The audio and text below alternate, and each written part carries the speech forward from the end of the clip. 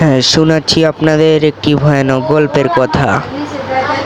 একদিন এক ছেলে এই গ্রামে বাস করত। তার নাম ছিল জনি। তো জনি ফার্স্টে জাপান থেকে এসে বাংলাদেশে বাস করত। তার ফুটবল খেলায় ছিল অনেক শখ। প্রতিদিন নিজে নিজে একলা একলা ফুটবল প্র্যাকটিস করত। সে চেয়েছিল মেসি রোনালদোদের মতন খেলতে, কিন্তু তার এই শখ কি শখ হয়ে রয়েছিল, নাকি আসলেই সে রোনালদো মেসির মতো একজন তারকা খেলোয়াড় হতে পেরেছে? চলেন দেখে আসি তার জীবনের কাহিনী।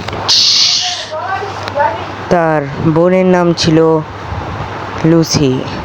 সে মোবাইল টিপায় এতই ব্যস্ত ছিল যে তার ভাই তাকে কিছু বললেও শুনতো না। তারপর একদিন সে লুকিয়ে লুকিয়ে কাকে জানি মেসেজ করতেছিল।